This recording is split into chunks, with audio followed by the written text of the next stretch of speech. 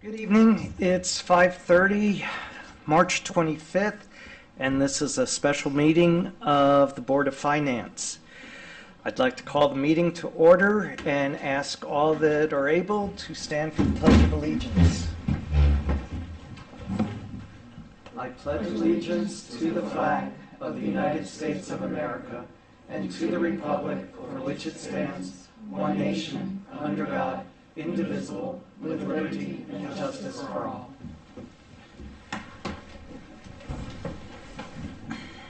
Okay. As we have some members of the public here, this is the portion of the meeting where we have delegations from the public. So if somebody has anything they wish to state in regards to the agenda, please come up. Mike?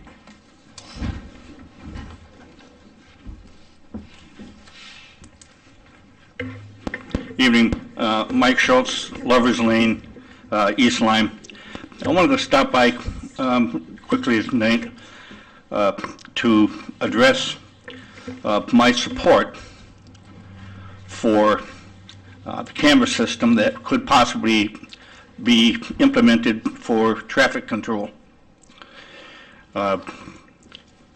And particularly, I do that because Lovers Lane, which is where I live on, is like Route 1A for tremendous speeds on traffic.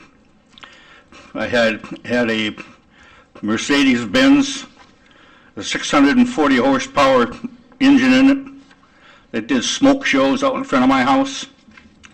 And speeding is constant every day. I'd welcome anyone to park in my driveway and just to observe. And that's what I'm here for the evening, was just to tell you I support that and the safety associated with it and the extra income for the town, because I'm quite sure we'll get it. So thank you. Thank you, Mike. Anybody else? Okay. First thing on new business is the review of the police budget. So, Chief, the floor is all yours. Thank you. Good afternoon. So the first few slides are printouts of the operating budget. You can see the column for the selectmen proposed. It's blank. This is in part from the first presentation I gave to the board of selectmen. I believe we have the updated numbers, but most of these numbers are the same. Chief, could you maybe speak a little bit more into the microphone so the viewers at home could hear you? Or maybe it's not on. Flip it up. How's that? Just make sure you can hear yourself on. Thank you. I'll try it again. Okay, we'll dive right in, starting with dispatch. So at the top of the page, under dispatch, this is for wages. There is no increase proposed. The current contract expires June 30th, and they are in the middle of negotiations at this time, so nothing's proposed for this budget. However, on overtime, a 2.75% increase is being requested. This is to not add any hours for the overtime for the year. There's no anticipation of more overtime, just to fall in line with an anticipated wage increase. Under longevity, this is a slight decrease, but these are contractual obligations. We have 8 full-time dispatchers and 4 part-time dispatchers, and according to the collective bargaining agreement, they're entitled to longevity and shift differential pay. So the overall increase of 0.59%. Moving on to the animal control officer's budget. Again, this is a pretty simple budget, not a lot of increase. The 2.75% wage increase is in line with the unaffiliated group. Same with the overtime wage increase. So again, no additional hours being requested, just to mirror the wage increase. Telephone expense has been taken out of this. I believe you've been informed already that IT is going to handle most of the telephone expenses throughout town. And again, this is a 2.29% overall increase for animal control officers, which we have 2 full-time animal control officers, and this is a regional asset shared with Waterford. Moving on to the police budget, the top two lines, you'll see myself and the administrative assistant have wage increases in line with the unaffiliated group. The administrative assistant position was reclassified last year, so now is a salary position. Because of that reclassification, overtime longevity pay has been removed. The part-time clerical person is our records clerk, also handles freedom of information requests. This is not only a union position with wage increases set for July 1st of this year, I'm also requesting additional hours going from 25 hours per week just to 28 hours per week. The police officer line, this is wages for full-time police officers. You could see it's a reduction. However, and we'll talk about it more at length later in the presentation, but the holiday pay was removed from this line. It was a separate line was created for the holiday pay. But as it sits, I requested 4 additional police positions, 2 starting in July, 2 starting in January. The first selectman reduced that to 2 overall positions, 1 starting in July, 1 starting in January, and the Board of Selectmen supported that. I reorganized this budget a little bit. If you look at the screen opposed to your pages in front of you, foot patrol and parade duty, overtime, boat duty, and our training overtime were all consolidated with our overtime line in general. So it looks like a 40% increase. However, it's a flat line. It's just consolidated. So there's no increase in the overtime line as requested. I initially requested a small increase of $505,050 total. That was reduced to $500,000 flat. Longevity and shift differential, again, this is a 9.99% increase, but that's a contractual obligation. And this is the holiday pay I spoke about earlier. It was historically, or at least in the last year, included in the police officer wages line, but that's not exactly appropriate, and it made it difficult to track the budget from week to week, as holiday pay can be paid all at once on June 30th of every year, or evenly throughout the year, so I put it in its own line. And this is a 3.89% increase request for personnel services. This is the bottom of the page that you have in front of you. This is the operating expenses. Under repairs and maintenance, I requested a slight increase that was reduced back to $24,000 flat by the Board of Selectmen. Under professional and business expenses, there's a slight increase of only $500 to keep up with some of the associations we take part in. This is a 33% increase. However, if you look a little bit to the left, it's only a $1,000 increase for this line. And again, this is just to keep up with the cost of the purchase services that we need. Under uniforms, this is a contractual obligation. It was lagging the past few years. We're going to go over budget this year because we had the staffing that we're budgeted for. So this is a $10,000 increase requested to allow us to stay in line with our contractual obligations. Canine maintenance, again, a $500 very small increase. We've seen increases in vet bills as well as the cost of food associated with the program. We currently have 2 canines at the police department. And training supplies, a $10,000 increase. One of the things that I noticed when I started here almost 7 months ago was that the training standards need to be increased, and this is a $10,000 increase request to go in line with that. And again, the overall budget as it stands is just over $3.8 million, or a 4.23% increase. I'm going to revisit the justification for the police officer increase and touch on a little bit more of the budget later in the presentation. And if it's acceptable with all of you, I'll move on to capital. So a few requests: police vehicles fully equipped and upfitted for $170,000. A patrol rifle program. This is really a basic function of police departments going back 20, 25 years. It's a very basic tool that police officers need. Unfortunately, East Lyme has not had a patrol rifle program, so I'm looking to fund that so I can start that. $25,000, this is one of the regional efforts that we take part in. The regional effort is a great way to efficiently fund basic services, and this is for a tactical team that we take part in with a total of 5 municipalities. It would typically take between $500,000 and $1 million to fully outfit, equipped and train a SWAT team or a tactical team. So for $25,000 for this regional effort, it's a bargain. The animal control officer van was unfortunately cut out of the budget. At $30,000, this would be a shared resource. The town of Waterford was going to contribute $30,000 for this van. Currently, there's only one van, and we have 2 animal control officers, so there's some times where one of them has no transportation at all. Oh, excuse me, I'll back up again.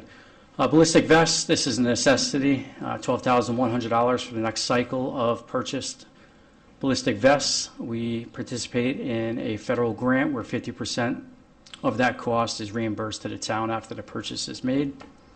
Dispatch chairs, again, a very basic necessity for the dispatch center, at $7,000, and a patrol bicycle program has been cut at the CIP committee level. One additional capital request that I brought forward, but is not under the police department's line, is the radio communication tower. My initial request was for $1.5 million. It was cut in capital improvement plan committee to $1.365 million.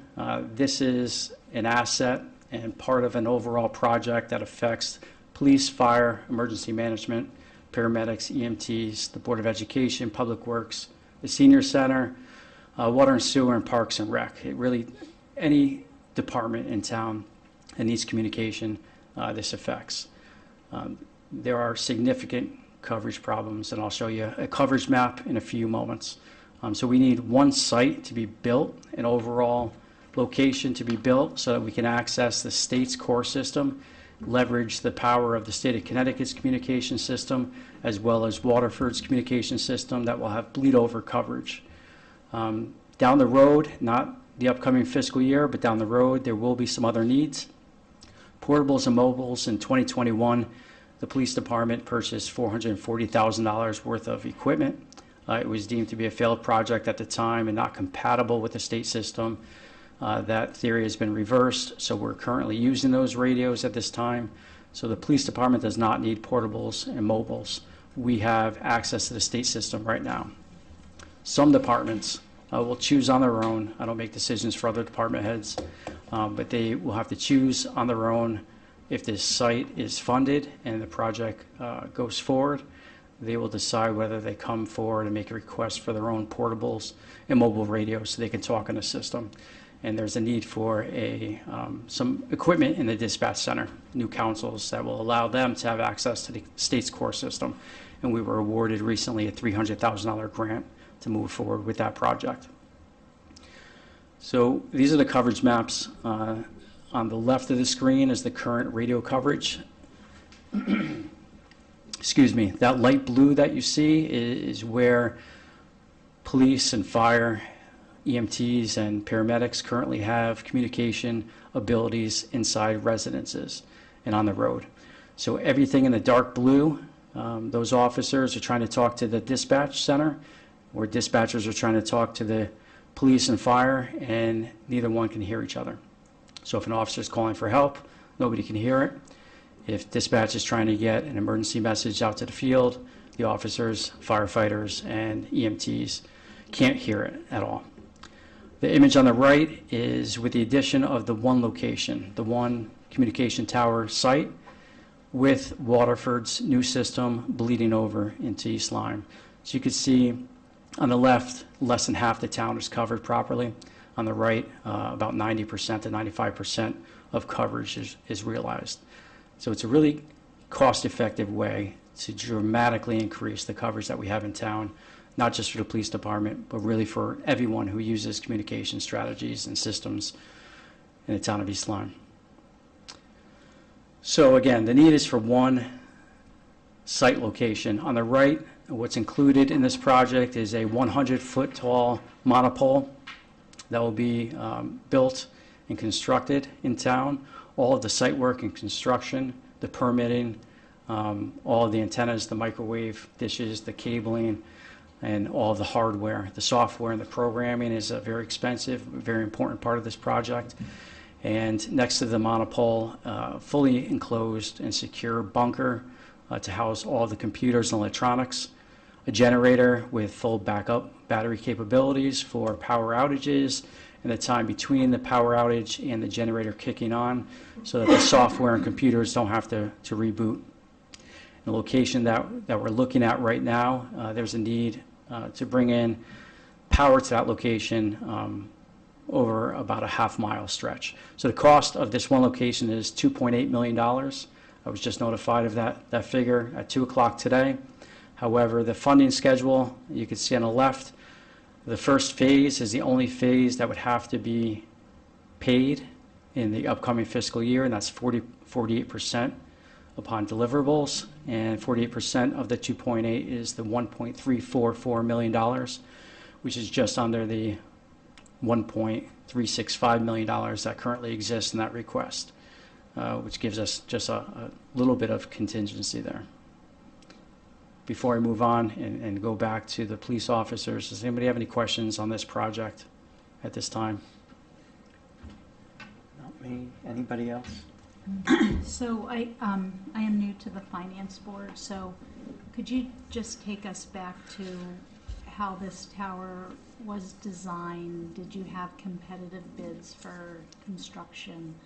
Like, this is a pretty significant commitment from the town. Sure is. So I'll give you a little bit of history as much as I know after being here for 6.5 months. We currently have 4 towers owned by the town of East Lyme for what I'll refer to as a legacy radio communication system. 4 locations right now in town. That system has been failing for many years. In emergency services, communication is the most important thing, more so than any other piece of equipment. So the need was highlighted several years ago, and there was a decision to be made to rebuild a town-owned radio system, which could be, anywhere from $5 to $10 million potentially. All of the liability would be on the town of East Lyme. All of the maintenance and upkeep would be on the town of East Lyme. However, the state of Connecticut offers to municipalities the opportunity to go on to what they refer to as the state's core system. So it's an IP-based communication system that every state employee that has access to the system uses. We currently are able, at the police department, to access that system. However, there are, as you saw in the coverage maps, significant coverage holes. So right now we are cross-banded, which means we can talk on the legacy system and we can talk on the state system to fill in the gaps. No other department in East Lyme can do that right now. The fire department and EMS are moving towards that crossband, but that's a temporary patch until we can get fully on the state system. So with the state system, we have access to all of their towers, including the towers that are being built by the town of Waterford. Those towers and that coverage will bleed over into our town. The downside, if it is a downside, is the system that the state maintains is their system. So we have to build it to their specifications. They have a sole source. Motorola is the only vendor that builds their systems or works on their systems. Norcom is a company or vendor out of Naugatuck that has the Motorola contract. We leverage the power of the state and the personnel at CTS, which is the state's communication division, to negotiate with Motorola and speak on our behalf, to review the contracts and documents before we take those contracts and documents and have our own attorneys review those. But there's not an opportunity to go out for competitive bidding on this. It's all state contract pricing for whatever that's worth, but it's a sole source endeavor. Does is the town of Waterford, as they're building their towers, are they investing in the state's core system, or are they doing their own thing? They are. So they decided to go to the state's core system. Most municipalities do, and they're in the process. All of the approvals and the funding was put in place several months ago, and they're in the process of pursuing that. Do you know if there are any towns in the state of Connecticut not participating in the core system offered by the state? I do. I came from the town of North Haven, where I spent 25 years, the last 5 years as police chief, and in 2018, the town of North Haven built their own Motorola communication system. At the time, we priced out both systems, and it was cost effective to build and operate our own. And now that you've had that experience and are seeing the state side of it, do you see pluses and minuses with what the East Lyme position is? I do. With the current funding opportunities in East Lyme, with the current state of affairs with the communication system, it would be completely unrealistic, in my opinion, to pursue our own radio system from scratch. Okay, thank you. So moving on, I want to elaborate on the police officer request that I made for 4 additional police officers at a cost of just over $2.7 million, and also touch on the current request as it sits in front of you today of an additional 2 police officers at just over $2.6 million. On the left of the screen is our current staffing, and on the right is what I determined to be the goal staffing, and I'll go further into why that is our goal at this time. But if you look on the left side, 19,000 roughly our population with 29 police officers. That's 1.5 police officers per 1,000 population. Our goal of 41 officers would bring us to 2.2 officers per 1,000 population. That's not an extreme example, and I'll show you what I mean by that. This is a form that someone gave me from the 1970s in East Lyme. This is the staffing form they would use for daily roll call and assignment. And if you look at day shift, they had 6 officers assigned, and on evening shift, they had 7 officers assigned. And we couldn't, with the current staffing now, fill that piece of paper out. So in 1970, in theory, we were better staffed than we are in 2026.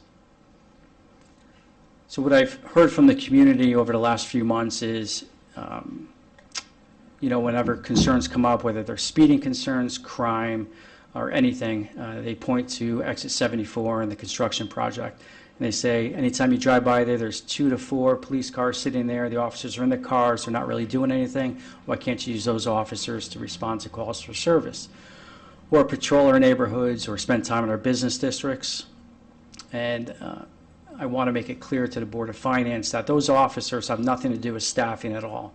That's basically a part-time job for those officers. The construction companies pay their wages and fringe benefits. They pay the town for the use of the vehicles. They actually pay $30 per hour for the vehicle maintenance and the gasoline that's used. So those officers that you see in that construction project, which should come to a close at the end of maybe about a year? November, 9 months. Less than a year. Those officers don't come into play when it comes to staffing. The other side I hear often is there's 29 police officers. That's more than enough police officers to spend time running radar or patrolling our neighborhoods or walking beats or spending time on the beach, whatever the concern is. They say if 5 officers are off, there's 24 officers. For a town our size, we can do that. However, there's 2 command staff within the 29 officers.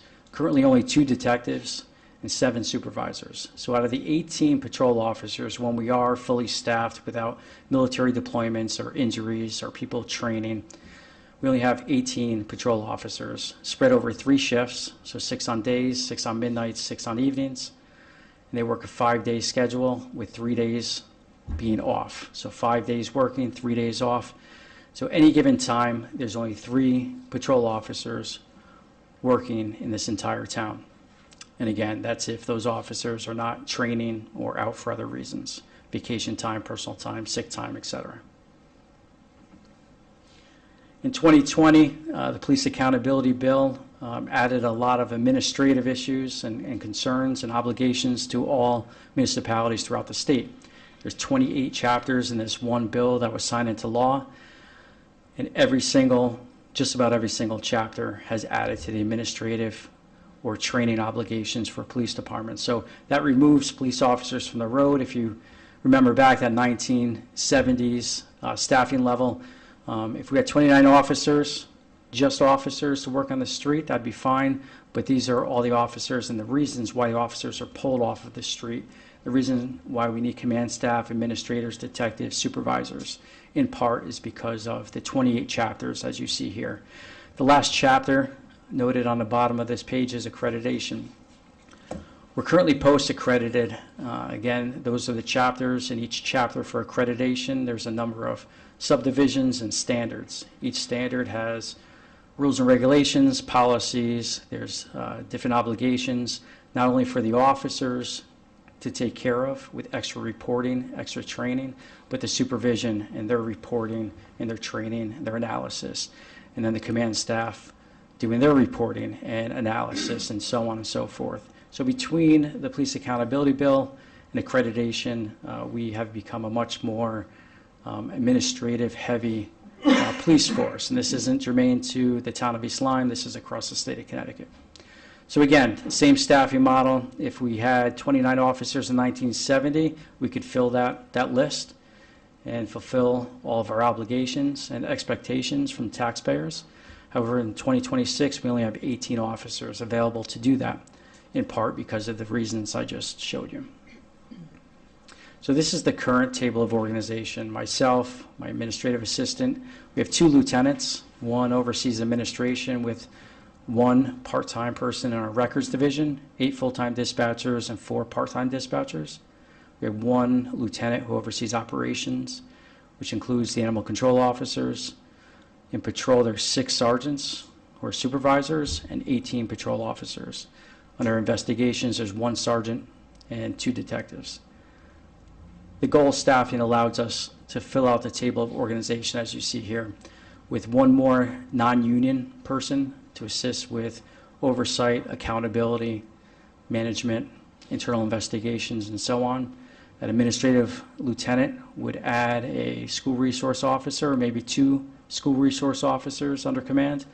Under operations, we'd be able to have a traffic unit made up of 2 patrol officers. We would be able to increase our patrol staffing from 18 patrol officers to 24 patrol officers. And again, it's only 6 officers, which is 2 per shift, and sometimes they'll be on their days off 3 days out of 8, so it's not a dramatic increase. So when you see our current staffing at 29 officers going up to 41 on a bar graph, it may look aggressive, but it's really not so much. To compare the current state of East Lyme staffing, including our goal staffing with other municipalities. East Lyme, as you see, towards the center, 19,000 population, 29 police officers, 1.5 officers per 1,000 population.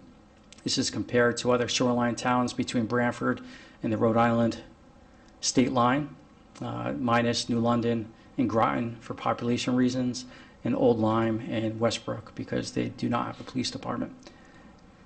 So you can see the average full-time population is less than East Lyme's. However, the average number of officers spread over these towns is 36.2, which is substantially higher than the 29 officers. And these towns, again, on the shoreline, similar to East Lyme with growth in population numbers during the summer months. This is more broadly across the state. These are towns with similar populations. The vast majority have between 17,000 and 22,000. There's a few outliers I included to the left. Middlebury with only 8,000, Old Saybrook with 11,000, to the right Darien with 23,000. So the average population on this set of municipalities is still less than East Lyme's population, but the average officers is at 41. So the current staffing, you can see at 29 how many of these towns have not just more police officers, but substantially more. And even if we are able to get to our goal staffing, the vast majority are still more heavily staffed than what we would be at that goal number. So again, this isn't a wish list. This isn't, just lofty ideas. This is really where we need to be at that 41 police officer staffing number. So these are the same towns in that last demonstration, except more of the center. So dropped off the outliers. These are towns with the same population or plus or minus 1,000. So again, the average population, 18,969, less than East Lyme's, but the average number of officers is 46.8 with this subset. You can see where we are now and where we want to be. Even at that 41 number, we would not be leading the pack when it comes to staffing. So this is the number of officers per 1,000 population. You can see the lowest on the left and the best staffing-wise on the right. East Lyme is by far the lowest at 1.5 officers per 1,000 population, all the way up to Middlebury at 2.9 officers. The best practices nationwide is typically 2.5, and our goal staffing is only at 2.2 officers per 1,000 population. Even at that goal staffing, we are well below the 50% mark with our peers. So this is a demonstration of square miles, towns with similar square miles. So this is every town in the state that has an organized police department between 30 square miles of land and 40 square miles of land. East Lyme is right towards the middle with 34.03 with 29 officers. Now, 14 out of the 19 towns that you see here on this chart have more officers, and the overall average is 67 police officers per town. So I thought, since I was going to sit in front of the Board of Finance, I would throw something out there with some money signs on it. So this is a different metric to take a look at, but we basically lose in every metric that you can come up with. So this is the number of officers per 1 billion in grand list totals. I think somebody made a comment about Waterford with the comparison. They have over 50 police officers, but they have a much higher grand list total. So Waterford has 11.6 officers per $1 billion. East Lyme has 10 officers per $1 billion. We're on the far right, the three tied for the lowest with Coventry and Stonington. If you look at Montville at 18.7 police officers per 1 billion grand list, it's a community with socioeconomic depravity, and their taxpayers are getting much more for each dollar that they pay in taxes. So to reach our goal, for example, if we added 2 officers per year, including this year, we'd reach that goal staffing over 6 years. However, if we add 2 this year, 4 next year, and then 2 again, and 4, we could reach that goal over 4 years. So I know the gentleman's not here tonight, but it seemed like there was a pretty consistent question being asked, what would I say to the average taxpayer in East Lyme when it comes to the addition of the tax payments? And I would start with the cost of not investing in the police department, because I think that is truly what happened over the last at least several years. I know that the finance director has pointed out to me, I'm sure you as well, the discrepancy in the percentage of the Board of Education percentage of our overall budget compared to the town side. And looking back, I don't think that that's a slight to the Board of Education. I think they advocated for their needs and they've received their needs. I think it points more towards the lack of investment in services as economic development has grown in the town of East Lyme, and that's what kind of set off the percentages. So in 2025, the town of East Lyme has paid over $220,000. This is due to internal investigations that were subcontracted out to law firms and additional attorney fees just last fiscal year.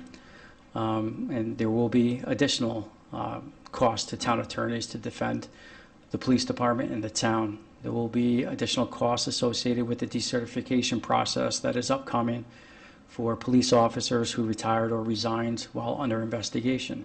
It's an important component of the police accountability bill and just best practices to ensure that police officers who shouldn't be police officers don't just retire and go on to other towns, that we ensure that their certification be revoked as well. There are currently 2 lawsuits pending, and there's always potential for settlements when there's lawsuits pending. The value of the taxpayers, I talked briefly about Montville, but how much of the dollar is being spent for law enforcement purposes in East Lyme compared to other municipalities.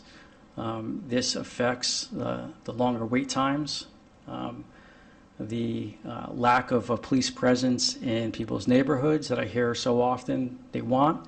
I hear from business owners, especially on Main Street, how they want walking beats and more of a presence in the business districts, and so on. There's a number of programs that we can start, that we should start, that would complement and enhance the community overall. We can't do that without the proper staffing. And again, this is just a line about the economic development, grand list growth over the years, and the lack of investment in the police department in terms of staffing. Now, what I would say, in a more clear answer to what I think the question was intended for, is what benefits to the town would be realized if this staffing is increased. We'd have more detectives. There's many complex and long-term investigations that we field routinely.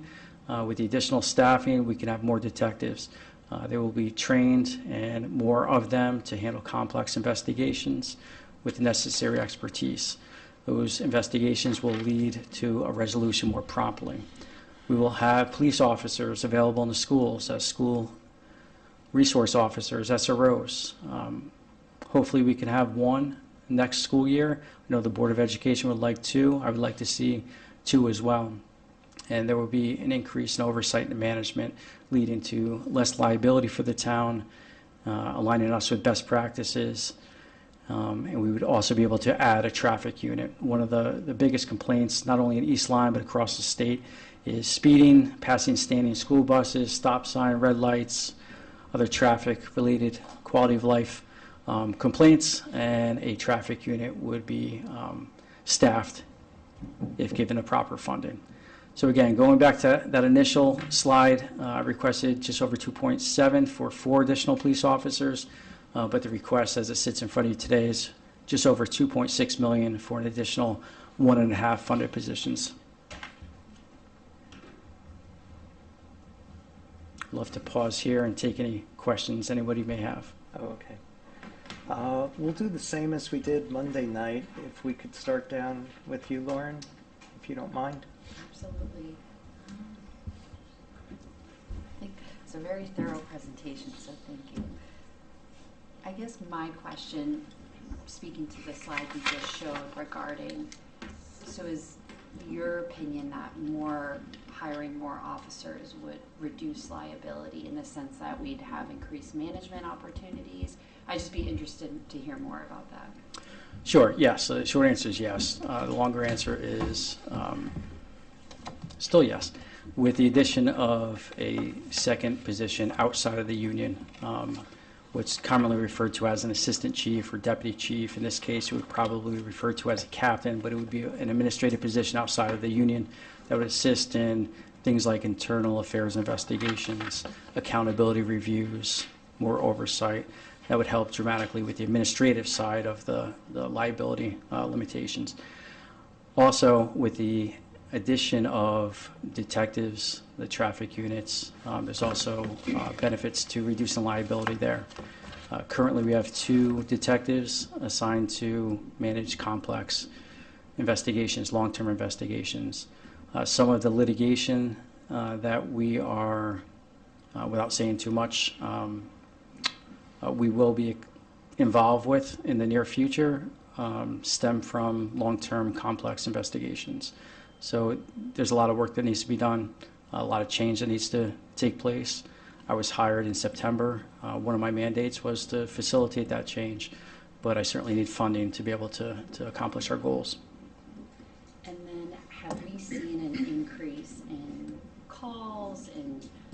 I'm just interested in that dimension of it. Sure. Yeah, so I believe that the finance director shared with you the annual report that was released recently. But if you reference that report, you will see there was an increase. I believe there's a 20% increase in cost for service between calendar year 24 and 25. The crime statistics are also included in there. But off the top of my head, I could tell you, I believe it's a 20 to 22% increase for cost for service. Thank you. You're all set? I'm all set. Okay, Kim? Sure, thank you. So it sounds like you listened in to the Board of Ed meeting.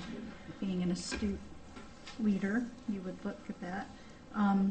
So my first question for you is in the Board of Education budget. They have non-certified safety personnel coming in at $660,000. And it sounds like where you would like to go, your vision would be to have school resource officers, more of a police presence in our school. As a parent, I would like our schools to be wildly safe. Has there been any discussion with the school about the adding of school resource officers in addition to them adding additional resources within their budget? And is there a way that there could be a win for you and a win for the school that doesn't require 660 from the Board of Ed and whatever your tally is for school resource officers? So to start, I would never comment on the superintendent's budget or any other department head's budget specifically. I wouldn't be very happy if they did the same to the police budget. I can share with you that there has been discussions. I believe that that is a result of the fact that we have not been able to staff properly and give them school resource officers. The first selectman, the superintendent, myself, the chairman of the Board of Police Commissioners, and a member of the Board of Education met, and we discussed at length different options. It was my understanding at the time that was a stopgap, between our current low staffing models and where we want to be. So until we could provide school resource officers, they would explore the possibility of armed security guards. But it sounds like they're moving forward with that idea, requesting the funding.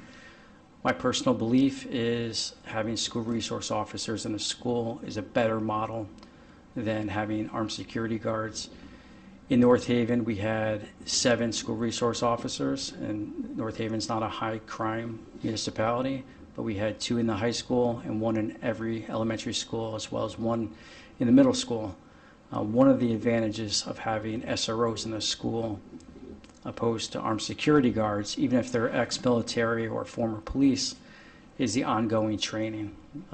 The training standards are very high to be a certified police officer. Once you retire, there's no more obligation to stay up to date with those training obligations. The immediate communication advantages of having police officers in the school, the human nature aspect of it, where more police officers are going to visit the schools because they have to interact with their peers. In addition to that, aside from the great safety aspect of having school resource officers, there's a number of different opportunities. Teaching opportunities. We have officers who participate in the EMT program at the schools, and when there are school resource officers there, they participate in the classroom in a learning capacity. Long term, this allows us to see these students become young adults that see police officers in a different way, not just law enforcement officers, but partners in the community. So I would rather see a properly staffed police department where we can provide the school resource officers for the Board of Education. So thank you for that. I appreciate your professionalism in not wanting to comment on other departments' budgets. But I appreciate you sharing what your vision would be. And I saw Dan taking notes. So I am very hopeful that something good will come out of discussions that should happen before we close the budget to figure out what could be done to better support our schools with school resource officers, and perhaps less of what the Board of Education is planning with armed resources that are not police officers. So I just thank you for that, and I hope that this town takes a very hard look at that and supports our police chief's vision. The next question I have for you in your staffing model, currently you have on the operations side, as I understand it, 7 supervisors with 18 officers. And so in the world that I live in from a management standpoint, we talk about those ratios as span of control. So you have a little more than two officers for every supervisor. That doesn't sound like the right ratio. And so I did notice in your plan, you would go to 6 supervisors with 24 officers, which would be a 1 in 4 ratio and a little bit more of an improvement. In your experience as a police officer, is there a particular ratio of police supervisor to officer that should be our goal? Because right now it seems like we're out of whack, perhaps. Sure. So a few things on that. We are out of whack, to use your term. However, from a starting point, we need we can never run a shift without supervisors. So there is a 1 to 2 ratio at times on shifts. Sometimes a 1 to 3 ratio between supervisors and subordinates. That's extremely low and not needed. However, we need a supervisor. The reason why those ratios are where they are now in this current model of 6 to 18 to 1 to 3 is because we don't have enough police officers. So as you said, the 1 to 4 is the goal model in patrol. So when specialty units like a traffic unit and investigative services, a detective division, administrative divisions, there's not so much a need. However, in patrol, best standards, best practices are 1 to between 4 and 7. So even at the 24 patrol officer model with the 6 supervisors, we will be on the low side of that span of control. I'm sure you've noticed, even though I'm requesting more officers, substantially more officers, going from 29 to 41, there's not a request for additional supervisors for just that reason. Okay. To piggyback on a prior question that was asked around the crime rate, I appreciate that we may have had an increase in East Lyme. All the metrics that you showed comparing East Lyme to other towns, would it be possible for you to educate us on the crime rates of other towns in comparison to the crime rate we have in East Lyme? Because I know there's a lot of bureaucracy in running the police department. I think you articulated all the administrative kind of burden, but I'm really curious where our crime rate is compared to other towns, because I would think that would also be a driver of your perhaps structure and resources that you need, similar to looking at it from a population standpoint or a revenue standpoint, town revenue standpoint. Sure. So I would need more time, of Sure, course, of to give you course, comparisons. I can speak broadly to that. The municipalities in the state that have the highest crime typically are the most understaffed police departments, and there's an unlimited amount of variables that could be explored with that. Which one is the cause? Which one's the effect? Is there a correlation? Who knows? But the towns that I used in those graphs to compare to East Lyme, I can certainly look up their crime statistics. The way we report crime, all of us, is through the FBI, through NIBR's offenses. Each individual municipality and police department is responsible for a standard way of reporting. That isn't always exactly the case, so it's difficult to make exact comparisons. To your earlier question about calls for service and activity, it's the same thing. So, for example, last year we had just over 19,000 calls for service, not all crime related. 19,000 times a police officer or multiple police officers were on a call for service. Say, for example, this is a hypothetical, say Waterford had 25,000 calls for service. That doesn't mean they necessarily had 6,000 more instances that we would have responded. Every police chief can define what they respond to, what captures a call for service. Some towns are run a little more lean, where if somebody calls the police and they respond, that's a call for service. Other municipalities try to generate more calls for service for statistical reasons, where they would assign a case number, therefore a call for service to go on lunch or to come on duty, and then another one to come off duty. So there's a lot of opportunities for manipulation. But as the comparisons relate to crime, I could certainly get back to you. Okay, that'll be helpful. I had one question that I forgot to ask on the radio communication tower. I mean, it sounds like this is something that the town needs to commit to in order for us to have the safety communications that we need. But what is this, I guess, is there redundancy or contingency in the event that the state system, the core system goes down? Like, what is our failover? Because we live on the shoreline, there's going to be storms.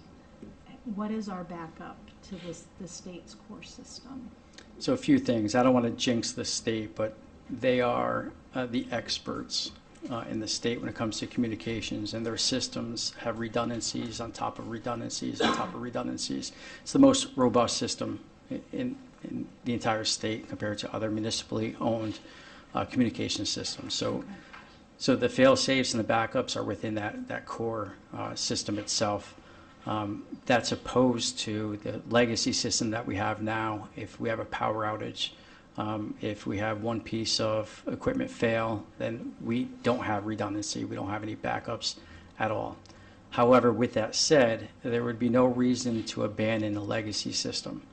There would be no significant cost to the town to take down that equipment. It would actually be a cost to the town to take down that equipment.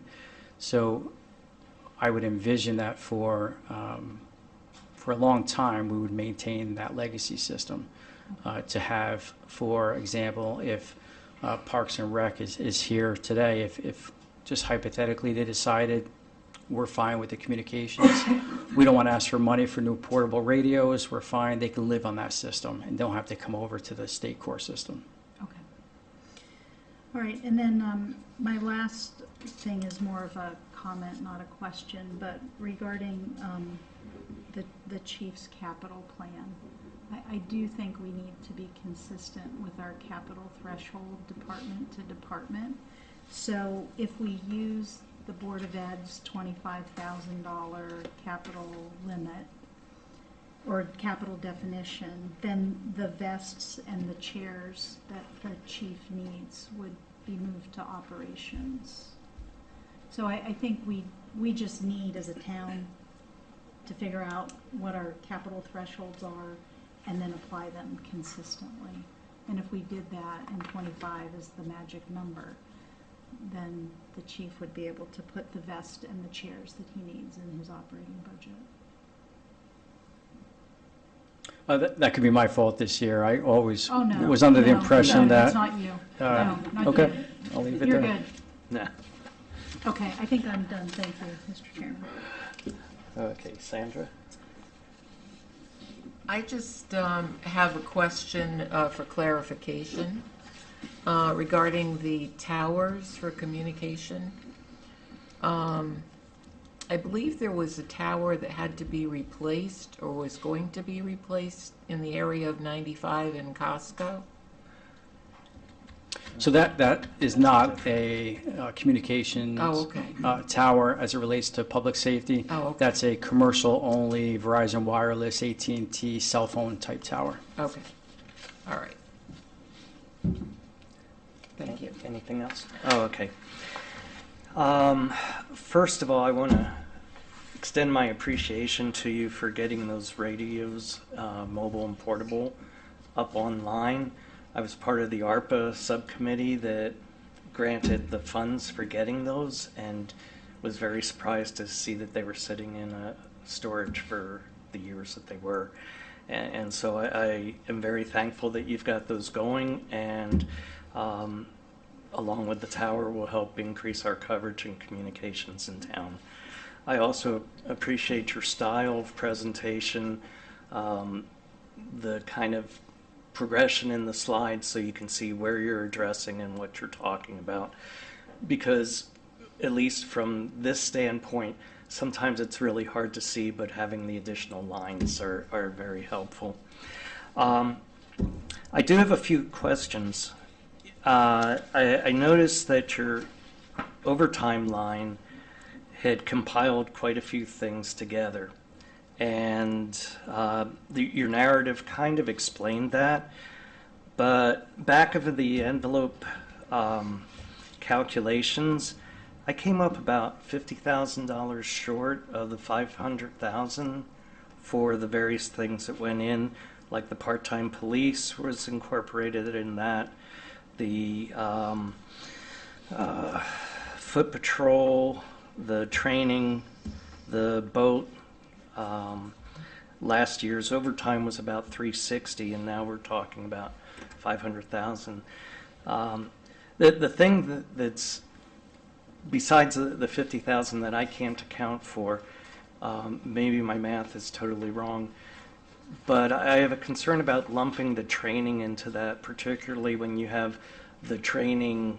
I don't know if it's not capital, but the part that's non-operating. You've got the training costs for equipment separated out. And since training is such an important part of the legislation, I think it's nice to have the accountability that it has a separate line. But I'd be open to hear your thoughts on, why everything was put together. Sure. I'm sorry. When I had them up from prior years, 481, does that sound about right? Oh, okay. Then it's close enough for government work. And Gee, that's just fair. I'm sorry. I worked in the labs. We had federal grants, But at any rate, just my thought is that I'd like to see the training kept as a separate line. So if I could I'll circle back to that. That is right, Kevin's addition. Oh, okay. And it wasn't just close enough, but the 2.75% wage increase for the same amount of hours will bring you up to Oh, okay. just under. Okay. So to speak on the training line, overtime line being folded in, you're right. Training is not only an increase in obligation, it's a very important one. One of the reasons, not the only, but one of the reasons why I wanted to consolidate all of those into overtime in general is so I could have more flexibility. So for example, if we have a year where, say, it's not great weather in the summertime, and we don't spend as much overtime on the boat or on walking beats, maybe some events get canceled, instead of just allowing that overtime to stay in those lines unused, unspent, we could ramp up the training and pay for the overtime for training in addition to what we had scheduled for that year. So it just allows me to ebb and flow depending on the year. Same thing with if there's additional triathlons, a second East Lyme Day because the first one's so great. We had the ability to use the pot of overtime funding for what we need that specific year instead of going over on a line then asking for transfers. Okay, that makes sense. I just want to make sure that training gets what they're due, and it sounds very good that you could maybe even pump more into it.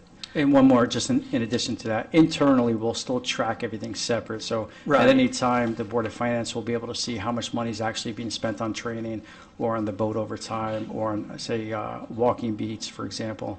But just in terms of the funding structure of the budget, it's just going to be in one line. Oh, okay. Thanks. There was something, I don't know if it was within the training part of the slide deck or if it was in the legislative part, what's mandated. But I remember when I was looking at home seeing something that said studies on impact of social workers. Is there a study that's out, or is that something that legislation is thinking about doing? In 2020, part of the bill that was signed into law mandated a study would occur and that those findings would be published. Those findings haven't been published yet. Okay, thank you. And that's not a per municipality, that's at the state level. Right, right. Okay. So for the salary line, I know that because negotiations are under way for contracts, that it's hard to kind of put everything there, that some goes into the contingency fund for the town budget. But I'm wondering, for that line that you've listed, is that for 29 officers or for the 30 and a half officers, or The line on the page for Yeah. police officers? yeah, So under department head requests, that would include funding for 3 positions, which is the equivalent of 2 starting in July, 2 starting in January. So 4 bodies, 3 positions funded. Under the first selectman proposed budget, 2.6 million and change, that's for 2 positions, which is funded 1.5. So that would be 30.5 police officers. oh, okay.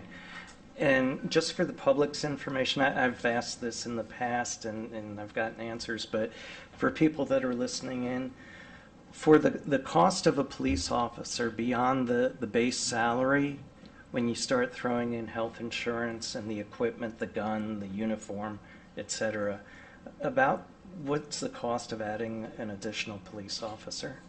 I would put fringe benefits and salary at 110,000 per officer. Okay, that fits with what we've had in the past. Okay, the line for the detective stipend was listed as $9,000 for 3 detectives, but you have 2 detectives. Would there be $3,000 less than the 9,000? Are you referring to the narrative? Yeah, So hopefully we will have 3 detectives, so we would need that stipend. That's the plan, to have a 3rd detective. Currently, there's 2. okay. So you feel that we really need an additional detective here in the East Lyme with the crime rate? I feel like we need 4 detectives total. That would be, in the goal staffing, there's 4 detectives and a supervisor. Okay.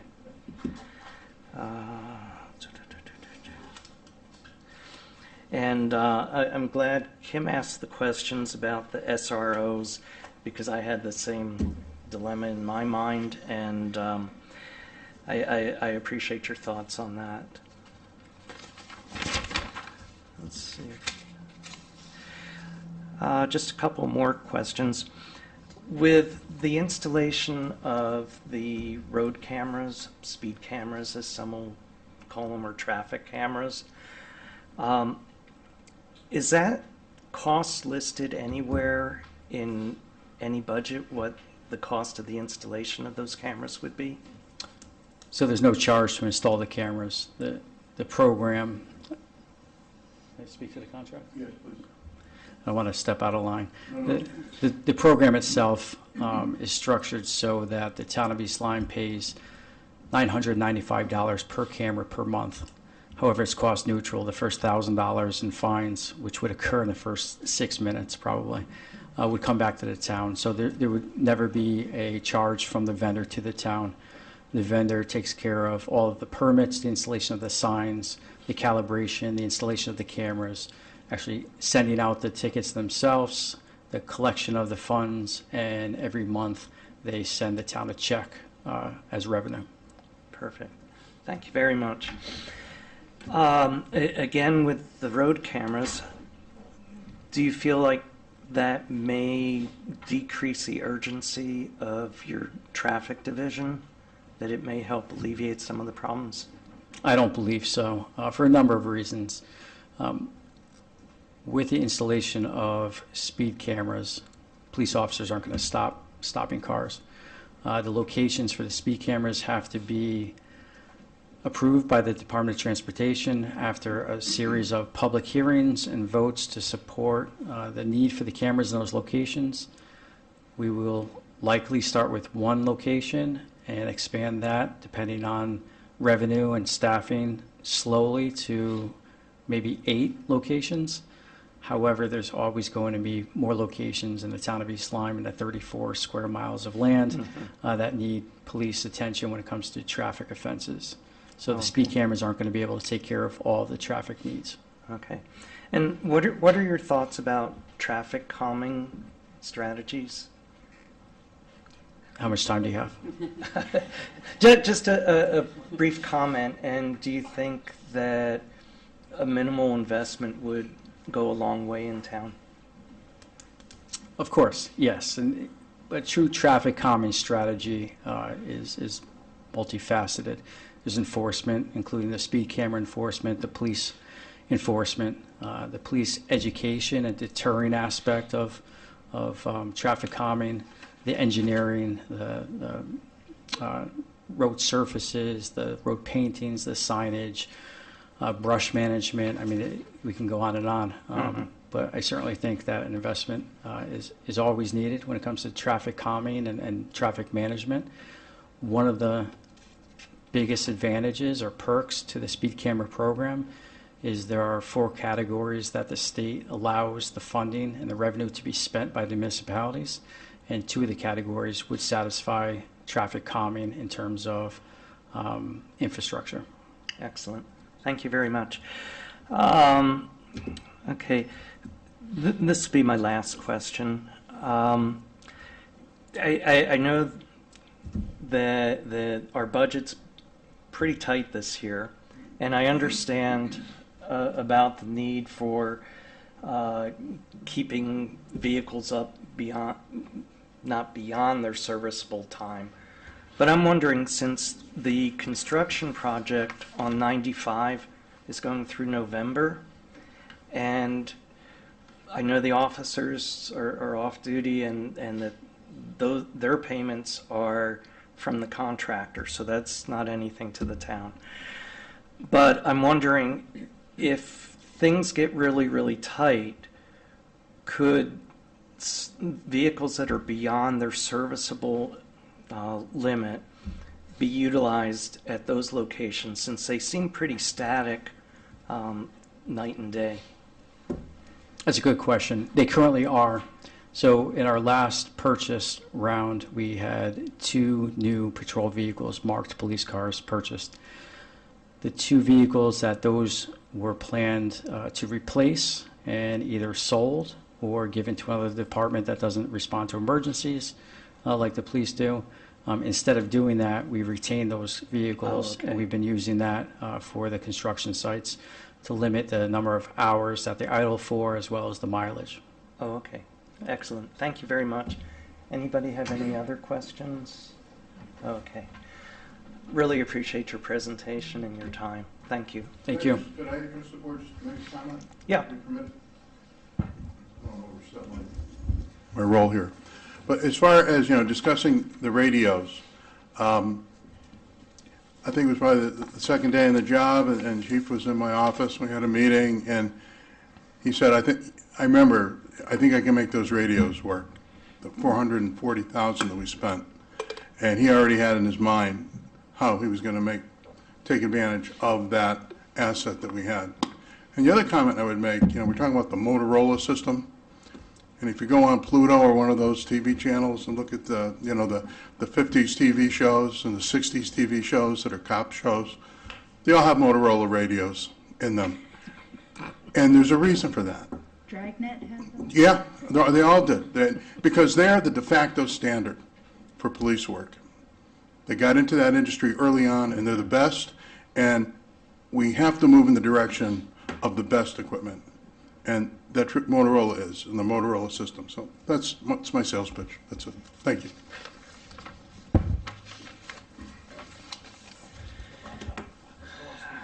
Okay. That was a very good presentation and question answer. Jerry, you're next up. So we'll have Parks and Rec come forward. Thank you for your time again, Chief.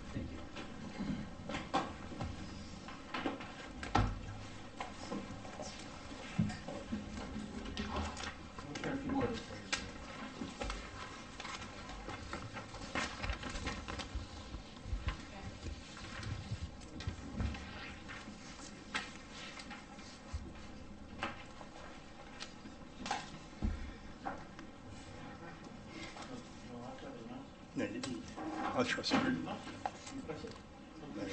Okay. See if I can run this from here. I got it. Oh, I did.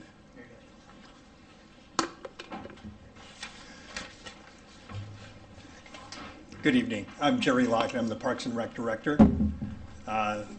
Pleasure to be here tonight to share some information about our department and the budget. And just sitting through, the police and listening to the questions and the things that come up, I think it's, as you speak to the public there, Rich, I think it's important for the public to know that you guys are doing a wonderful job of going through these, and it's incredibly tedious, it's incredibly complex, and it's a job that I wouldn't like to have, and I appreciate what you all do. Thank you, Jerry. All right, so Parks and Recreation, parks, that we're really all about quality of life, and you see those pillars that are listed there: health, conservation, community, and inclusivity. That's what we do. We make East Lyme a place to live. People come to this town because of the quality of life, and we're an integral part of that. So we do that by health and wellness. Obviously, we have programs for physical, mental, emotional health. We have community events to bring people together socially. We manage spaces, and we try to respect nature, preserve our beaches and wooded areas, things like that. And certainly we try to provide services to everybody in the community, not just a certain segment. So by the numbers, I just threw a few things up here. 20 properties. We don't have 20 parks in town. We've got about 6 parks in town. So we have historical properties. We've got Town Hall. We got the Public Safety Complex. We've got some fire halls. We've got some other things all around town. We empty trash downtown, in the parking areas and things like that. So we manage 20 properties. Irrigation has 300 irrigation heads in our sport fields. We generate $740,000 in our special revenue fund. That is a fund that is fully supported by fees that does not cost the taxpayers a nickel. 53,200 people, according to cell phone data, came to celebrate East Lyme. So if those people weren't carrying cell phones, they're not included in that number. 3 beaches, 6 restrooms that operate. Hole-in-the-wall restroom operates year-round. The other ones are seasonal. 16 sport fields and courts in town. We hire 150 people over the summer to run Parks and Rec, the beaches, the summer camps, the parking lots, those kinds of things. And 875 people sign up for summer camp. In terms of our budget, we kind of look at it as a 3-piece pie. Parks operation, that's the green part of our job, mowing grass, lining ball fields, doing things like that. 40% of our budget goes to that, and that is tax supported. So taxes support the park operation. The beach operations, the recreational side of things, programs and events are funded by fees. So it doesn't cost the taxpayer a nickel. So that red piece of pie there doesn't cost the taxpayers a nickel. And then the smaller part of our budget annually is some type of money that is tax supported, grant funded and whatnot to do capital projects. So, and we'll go through each one of those things today. But our operating budget, I listened to Rich's comment, and I'll take that under advisement. Next year, I'll have that little thing, our chart that shows our budget, and I'll put some arrows on it to kind of, mine is a more of a visual kind of thing here. We are up in salaries. Our salaries went up and our overtime is up accordingly. But we do have decreases in it's just about everything else. Seasonal staff, equipment maintenance, park maintenance, and all that type of thing is down. So our overall budget, I think, just due to the salary increases, is up a little bit, but the operations part that doesn't include salaries is actually a negative number. So right now, things happen, I guess, at this time of year, and thanks to two people sitting to my right here, this situation has dramatically improved for me in the last day.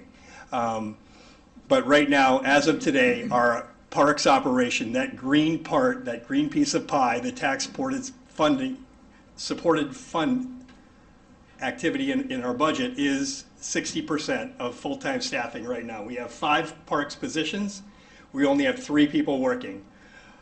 And on this slide here, I didn't update it today, but we were anticipating somebody to come on board on April 6th to fill one of our spots. That would bring us up to 80%. But actually, we have approval here from, like I mentioned, these two friends of mine, I'm going to say, big supporters. But they've allowed us to bring that person on Monday. So that was a big piece of news for us today. So rather than April 6th, it's going to be March 30th. We'll have 4 out of our 5 positions. The other position that we have vacant is being funded for half of the year. So we anticipate filling that position in January of 2027. So, and that position has been vacant since a retirement in January 2025, I guess. Yes. So it'll be over 2 years that we'll have that open position not being filled in our budget. So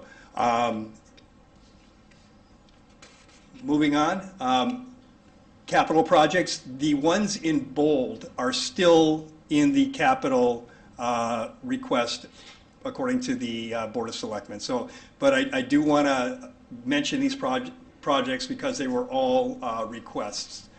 The McCook seawall in the fall of 2023-24, early 24, was damaged and collapsed. Several storms hit. The wall failed, and we were beginning to lose our parking lot at McCook Point Park. So thanks to some quick work by our Public Works Department, we were able to shore that up with some emergency funding to do a temporary repair. That repair remains there to this day. The McCook seawall repair, we have a project cost of $850,000, give or take, to permanently repair that seawall, but that was, the decision was made to postpone that project. The Peretz Park restroom and garage, we have a restroom facility and a garage. It's an all-in-one kind of building. We have a small garage where we have we store some mowers, paint, and things like that we use at the field, but that facility is over 40 years old, and if you go into it, you know that it's 40 years old. It's cinder block walls, it's plywood doors on the restroom stalls. There's only 2 toilets in the women's, a toilet and a urinal in the men's, and if you know what happens at Peretz Park on a weekend in the fall or in the spring, there are hundreds and hundreds of people at that park, being serviced by 40-year-old restrooms that are not in great shape, and there's only, like I mentioned, 2 restrooms or two toilets apiece. So there is a proposal. We do have a project that have plans in place to build, to renovate the restroom and to build a separate garage. The new restrooms would have, be fully accessible. They would have, a family restroom where you could take somebody who might need more assistance, a child or an adult or somebody who needs additional space or help in a restroom, you could have that available as well. So, that is a $1.1 million project, which has also been postponed. The Trails Grant matching funds for Darrow. We have an application in with the state of Connecticut to receive a grant to construct trails at Darrow Pond. Darrow Pond is an area on the north side of town where we don't really have any facilities. It's a natural area. Trails exist there right now, but we would be building some accessible trails and making trail loops. The Goodwin Trail starts at Darrow Pond and goes all the way to East Haddam.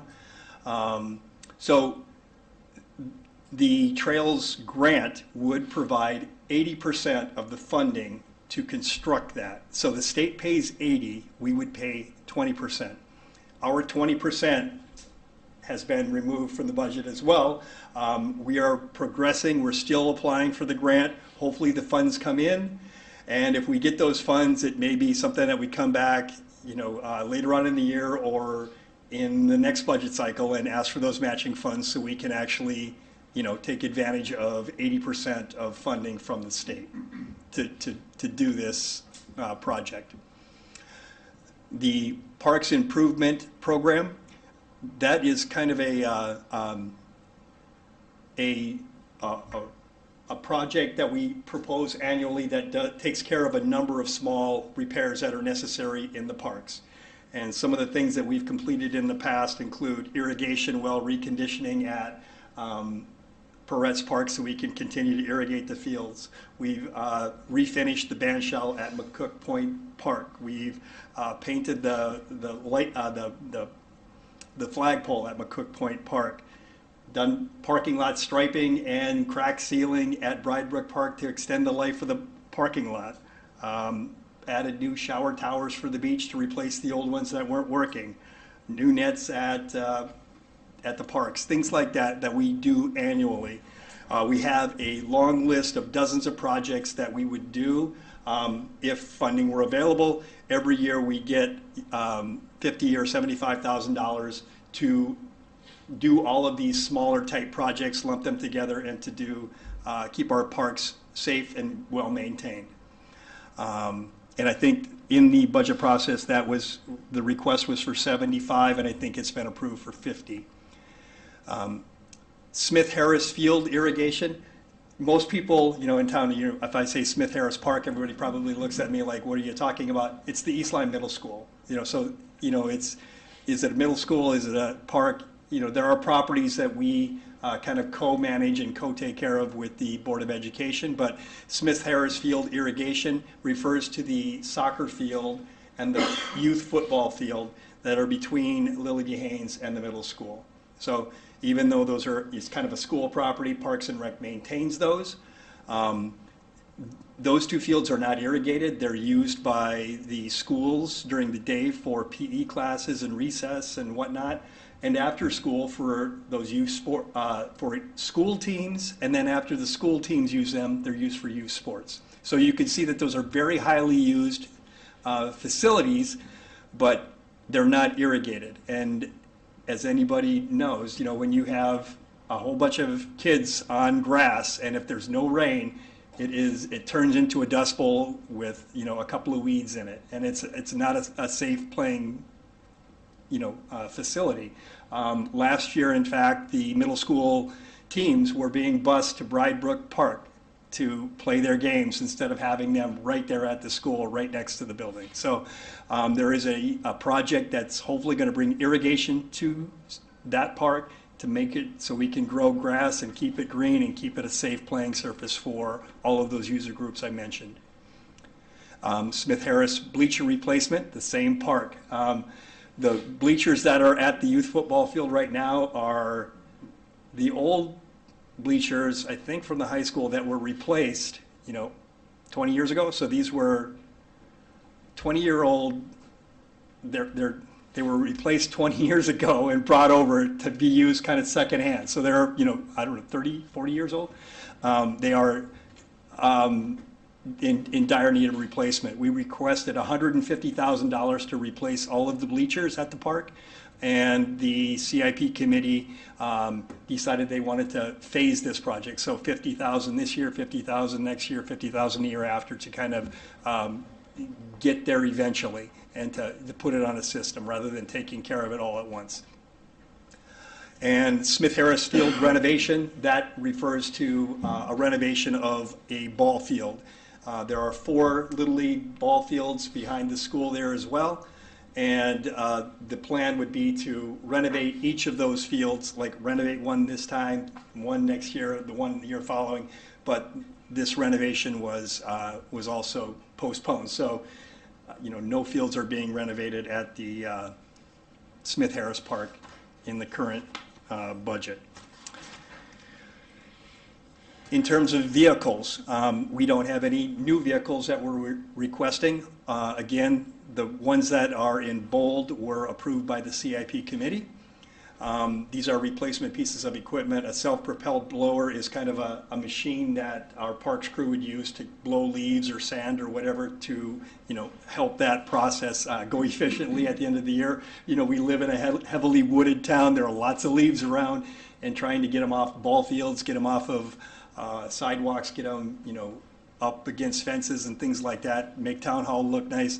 A self-propelled blower would be helpful for us. The funding for that has been cut, so we'll postpone that purchase. A contour rotary mower is a big mower that we use at Peretz Park. Our current mower is from 2012, so it's almost 15 years old.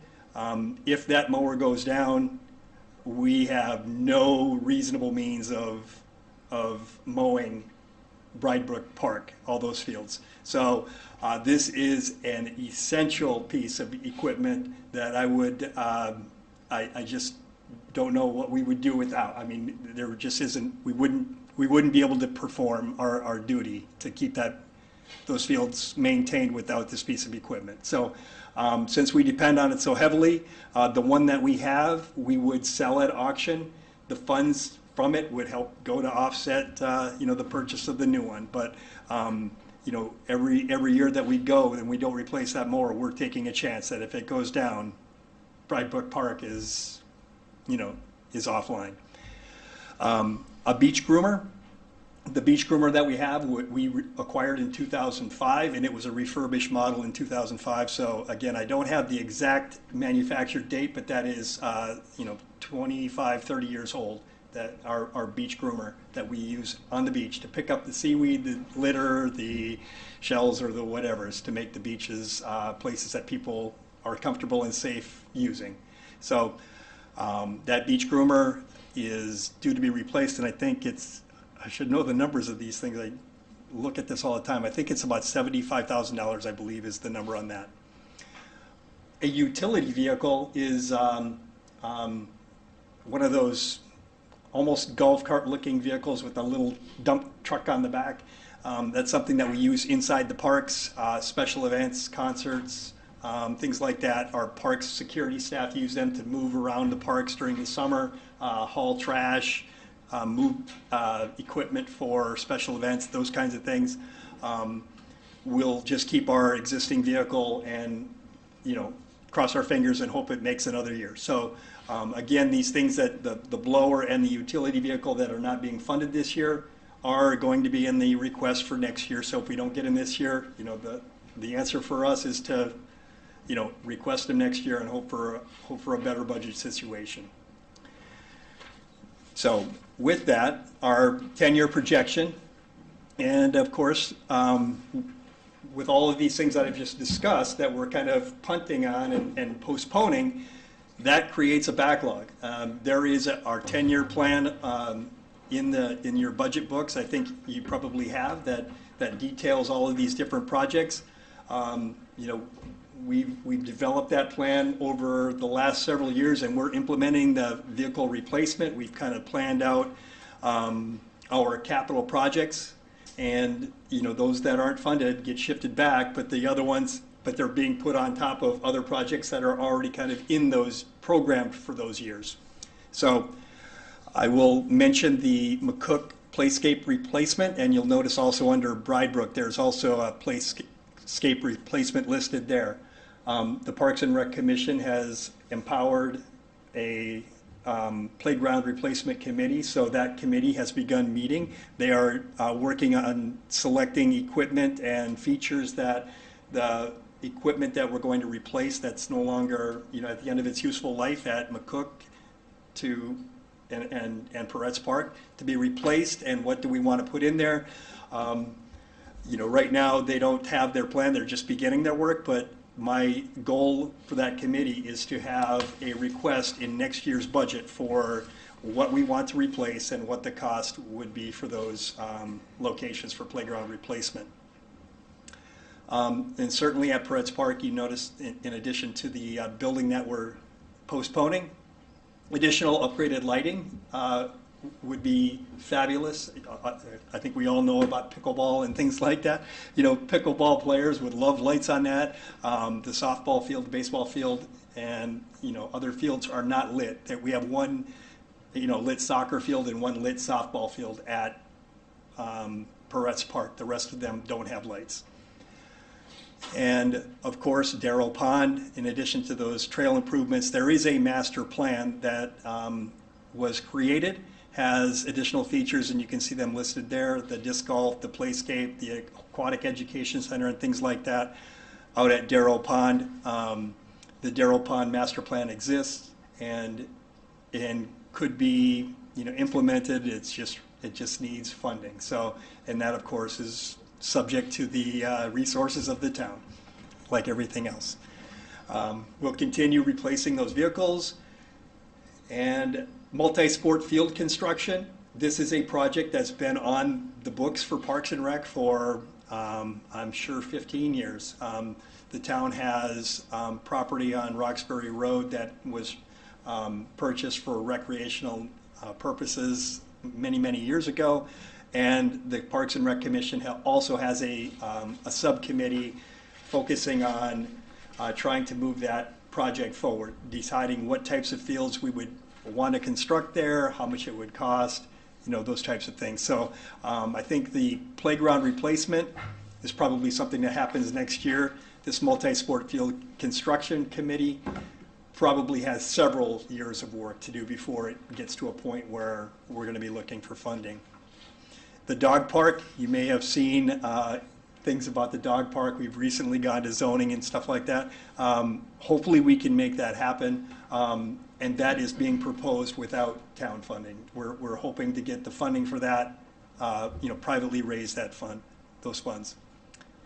And athletic field renovations, those are things that just happen periodically. After so many years of a field being used and abused and heavily used, from time to time you have to go in to recondition it to keep it in a safe condition.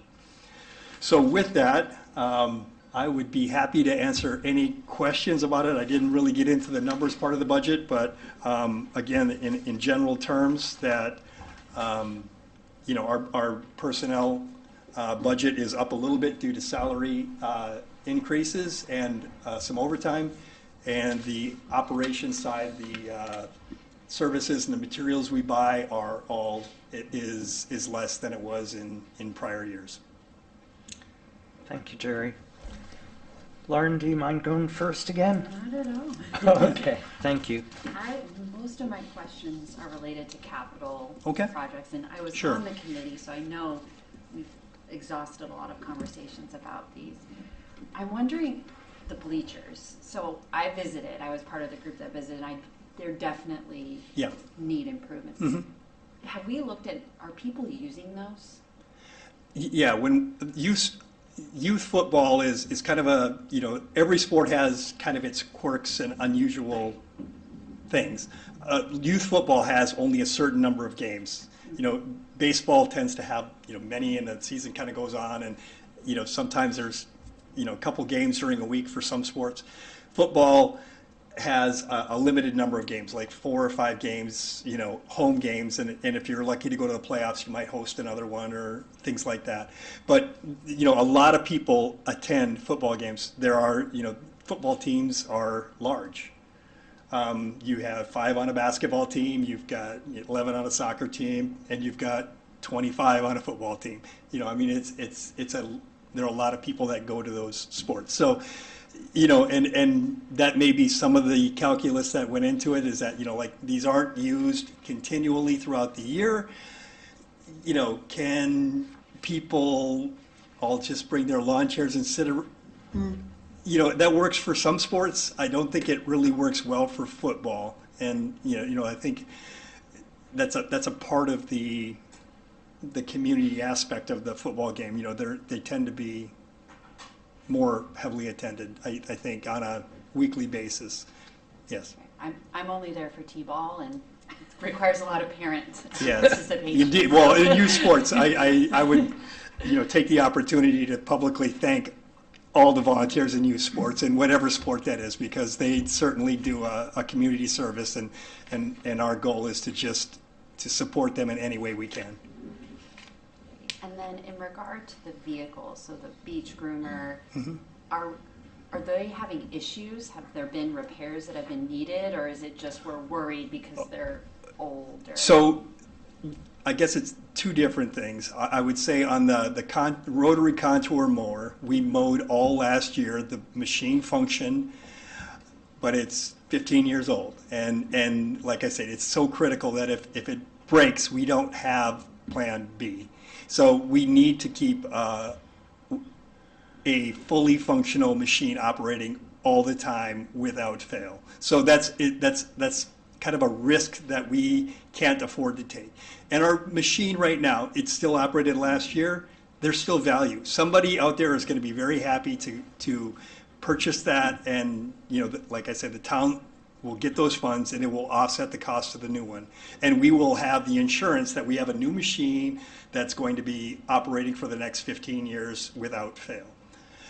The beach groomer operates in a salt environment. Every year, the little tines that pick up the seaweed and stuff break, and you replace, I think they're $10 a piece. There's probably 2,000 tines on a machine. So you just $20,000 in tines just to, if they all broke in 1 year. They don't all break in 1 year, so every year we replace tines. There's gears and stuff like that on it, and that just every year there's a ton of maintenance. That's what our parks guys do in the winter months. We go through all of these machines and we do any kind of repair to keep them operating. But just in a saltwater environment, that machine, at a certain point, you just can't keep it operating reliably. And that's more the situation with the beach groomer. And then as far as I know, we have that 50,000 that's been approved for just the parks improvements. Are there any items? Do you have a list of what? I have probably 20 different things on there. Yes. Just as examples, replacement park signage, beach accessibility mats, tree work in the parks, ball field backstop replacements, a roof for the football building, and the list goes on. We could seal and stripe, the other parking lots that we've done. There's like I said, we have hundreds of thousands of dollars of projects I could do. We take the ones that are the most urgent. If you give me $50,000, I'm going to take the most urgent $50,000 projects off of that list, get them done, and then next year, we'll have what we had this year that didn't get done, plus a few more things that have developed in the next year, and the list just keeps on going. Picnic tables wear out, grills wear out, nets wear out. Yeah. Great, thank you. Yep. Okay. All set for Kim? now. Okay, so this is just a comment, it's not your issue. It's my capital I've got comment. thick skin, so don't. Right, so $50,000 for capital maintenance projects. What is the town's capital threshold? Because if it's 25,000, then we have two Parks and Rec projects. But if it's not, then all of those descriptions should probably justify having $50,000 in the maintenance budget to do what needs to be done. So I really think we need to define capital. And then I just have a follow-up question for the beachcomber and the riding mower. What is the lead time if they were to fail? What is the lead time to get new ones? I don't know the answer to that question, but a beach groomer is a $75,000 piece of equipment. Whether you called up the dealer and they happen to have one on their lot and they're ready to get rid of, it could be something that would happen in short order. Having the funds available to actually buy it, that's a different question that, we don't have $75,000 just sitting in an account ready to go buy if we don't have it budgeted. So the mower, I think, would probably be, the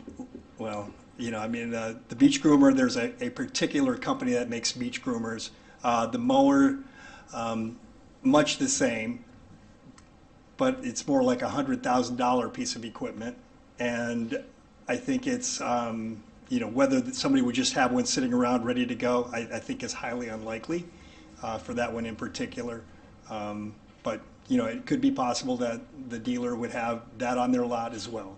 But typically, we give months of notice. In fact, I think we have a chemical sprayer that we placed an order for probably in August of 25, and we still don't have it today. So, they're depending on what happens with, manufacturers and what they're building. I mean, sometimes they're available, sometimes they aren't. So, I think our best practice is to forecast and to act preemptively and to get these things in place so we don't end up in a situation where, again, we're without any options. Okay. And I'm assuming if it did break, there are companies we could call to come cut the grass while we wait for them to come in. I mean, these are all subject to the resources in our operation budget. I mean, we don't. Yeah. Yeah, I mean, the reason we have the piece of equipment is so we don't have to pay people. If you don't have, you don't. Understood. Okay, so yes. We just have a lot of Yeah. choices that we have to Yeah. make, right? Thank you. I don't Yep. have any more questions. Okay. Sandra?